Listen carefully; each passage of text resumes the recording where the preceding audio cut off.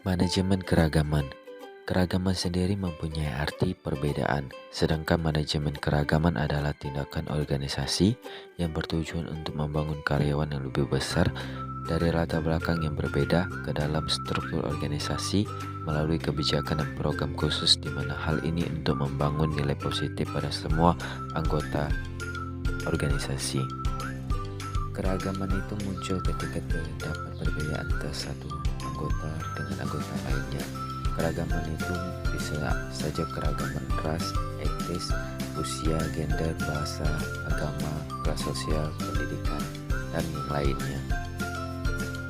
Berikut ini perbedaan yang sering kita ketemui dalam kehidupan sehari-hari. Keragaman mempunyai dua sisi, positif dan negatif. Sisi positif, 1. Dapat meningkatkan efektivitas organisasi. 2. Mempertinggi moral karyawan. 3. Memberikan aset yang lebih besar terhadap segmen pasar yang baru. 4. Meningkatkan kreativitas dan produktivitas tenaga kerja. Sisi positif menurut Koch dan Beck tahun 1901 menyatakan bila organisasi melakukan pengolahan keragaman tenaga kerja dengan baik, maka akan diperoleh beberapa keunggulan kompetitif dengan 6 dimensi, yaitu bahan sumber daya, pemasaran, kreativitas, pemecah masalah, dan fleksibilitas organisasi dibanding dengan organisasi lain. Sedangkan di sisi negatifnya itu akan menjadi sumber konflik dan akan mengganggu kinerja kerja karyawan, efektivitas kurang, dan jumlah angka pindah kerja meningkat. B. Paradigma pengelolaan keragaman. Ada 3 paradigma, yaitu yang pertama, the discrimination and fairness paradigm. Di sini organisasi hanya memfokuskan pada pemberian kesempatan yang sama, setara, dan adil. Paradigma ini merupakan cara paling dominan yang biasa digunakan oleh organisasi untuk mengatasi keragaman. Berdasarkan perspektif ini, keragaman diukur oleh seberapa baik organisasi merekrut dan mempertahankan orang-orang yang berbeda daripada dengan cara organisasi memberikan kesempatan kepada para karyawan untuk memperlihatkan aset personal dan perspektif mereka untuk bekerja lebih efektif. Nah, di sini organisasi atau perusahaan tidak mengharapkan bahwa keragaman yang ada mempengaruhi kinerja atau kultur organisasi sehingga perbedaan-perbedaan di antara mereka tidak diperhitungkan. Kebijaksanaan kesempatan setara terlalu menyederhanakan pandangan baik mengenai masalah yang muncul karena keragaman maupun pemecahannya, yaitu mereka dianggap sama. Yang kedua, the access and legitimacy paradigm. Organisasi didorong untuk memperoleh akses ke pelanggan yang lebih beragam yang dipadukan dengan keadaan demografis organisasi. Maka dari itu, organisasi perlu tenaga kerja yang beragam untuk membantu perusahaan memenuhi kebutuhan segmen yang berbeda, memerlukan angkatan tenaga kerja yang secara demografis lebih beragam untuk membantu mendapatkan akses ke segmen-segmen yang terdiferensiasi. Yang ketiga, the learning and effectiveness paradigm. Paradigma ini memungkinkan perusahaan menggabungkan perspektif-perspektif pekerja ke dalam organisasi dan meningkatkan kinerja dengan memikirkan ulang dan meningkatkan kinerja dengan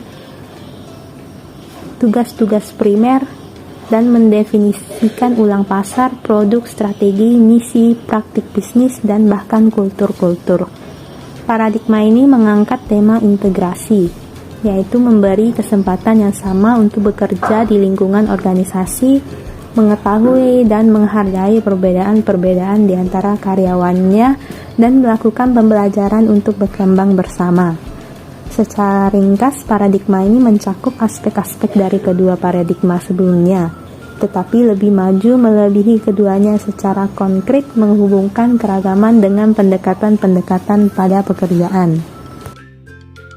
Mengelola keragaman sumber daya manusia di Indonesia. Indonesia merupakan salah satu negara yang dapat menjadi contoh terbaik di dunia untuk membahas sejarah atau masalah keragaman. Walaupun kita menghuni bumi yang sama, namun sudah menjadi kenyataan sejarah bahwa bangsa Indonesia terdiri atas beragam suku, ras, agama, dan budaya, sehingga Keragaman sumber daya manusia di Indonesia memang telah menjadi keniscayaan bagi manusia Indonesia itu sendiri. Setiap individu akan membawa karakteristik yang melekat pada dirinya tersebut berdasarkan latar belakang dan budaya masing-masing. Berikut adalah beberapa usaha untuk menciptakan sisi positif dari nilai keberagaman dalam perusahaan. Sebagian besar pelaku usaha menyadari bahwa dengan memiliki keberagaman di perusahaan, mereka mampu mendorong tumbuhnya kreativitas dan inovasi. Sebagai contoh, banyak suku dan budaya yang ada. Suku Jawa dapat dipahami sebagai orang-orang yang berasal dari kehidupan agraris, konservatif, yang sangat bangga akan tradisi serta memiliki hubungan kerabat yang sangat kuat. Mereka menghargai harmonisan dan sensitif terhadap orang lain. Selain itu, mereka enggan menyampaikan informasi yang dapat mengganggu kerjasama bisnis atau yang bisa menyebabkan konflik dalam lingkungan bisnis mereka.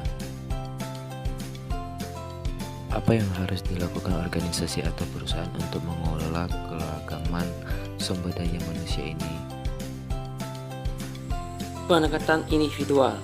Salah satu kunci pokok agar keragaman dapat dikendalikan terletak pada individu-individu dalam organisasi. Tak dapat disangka bahwa setiap individu terlahir dan dibesarkan dengan keragamannya masing-masing. Artinya, setiap individu mempunyai skill, bakat, dan pendidikan yang berbeda-beda. Beberapa upaya yang dapat dilakukan oleh masing-masing individu dalam organisasi, yaitu A. Memahami dengan baik berbagai dimensi kultural yang berbeda di antara tenaga kerja dan dalam organisasi, yaitu artinya dapat beradaptasi pada norma dan budaya orang lain, mau itu di organisasi atau di masyarakat. B. Adanya pengertian dan toleransi antar individu tenaga kerja, artinya saling menghargai dan menghormati perbedaan antar sesama di lingkup organisasi. C. Empati terhadap budaya orang lain merupakan dasar dari setiap interaksi yang terjalin. Empati berpotensi untuk menerjemahkan perbedaan menjadi pemahaman dan pengertian mendalam. D. Membebaskan diri dari sikap dan pandangan yang cenderung mengucilkan keragaman dan mengandalkan kelebihan-kelebihannya budayanya sendiri, seperti sikap superior, eksklusif, dan etnosentris. Untuk yang kedua, pendekatan organisasional, yaitu berharap pada kesadaran dan pengertian setiap individu tentu saja tidak cukup. Oleh karena itu, organisasi perlu turut serta terlibat dalam pengelolaan keragaman tersebut. Beberapa upaya yang dapat dilakukan oleh manajer dan organisasi antara lain sebagai berikut. A. Menciptakan organisasi multikultur menurut KOK 1991. Organisasi multikultur ditentukan oleh 6 dimensi, yaitu alkulturasi, integrasi struktural, integrasi formal, bias kultural, identifikasi organisasional, dan konflik antara kelompok. Dari 6 dimensi tersebut ditemukan ciri-ciri organisasi multikultural, yaitu 1. Pluralisme, yaitu proses alkulturasi yang terjadi melalui proses pengabdosian beberapa norma antara anggota kelompok budaya mayoritas dengan minoritas atau sebaliknya. Kedua, integrasi struktural secara penuh, yakni kelompok minoritas terintegrasi secara penuh di seluruh fungsi, level, dan kelompok-kelompok kerja yang ada dalam suatu organisasi. Yang ketiga, integrasi secara penuh dalam internal network, kelompok minoritas terintegrasi dalam aktivitas-aktivitas sosial dan jaringan-jaringan informal di luar jam kerja normal organisasi.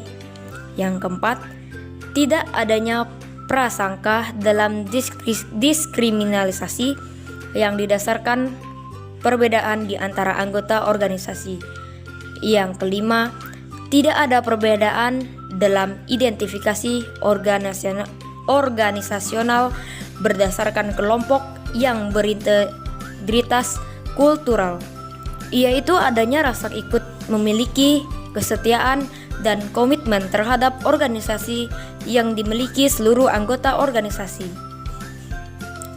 Yang keenam, rendahnya konflik yang terjadi antara kelompok yang berbeda-beda di dalam organisasi. Membangun dan melaksanakan paradigma learning and effectiveness. Melalui paradigma ini, organisasi dapat pertama membuat regulasi agar setiap tenaga kerja mendapatkan perlakuan dan kesempatan yang sama, adil dan tidak bias gender.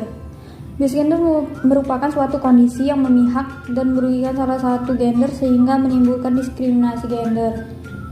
Kedua, mengakui dan menghargai berbagai isu yang terkait dengan keyakinan dan ciri khas dari kelompok tenaga kerjanya, serta memelihara dan melindungi hak-hak asasi dari setiap tenaga kerja, sehingga mereka merasa aman dalam lingkungan pekerjaannya. Ketika organisasi menerima, mengangkat dan mempromosikan seseorang dalam perusahaan, seharusnya bukan karena orang tersebut bersuku, beragama, atau berjenis kelamin tertentu.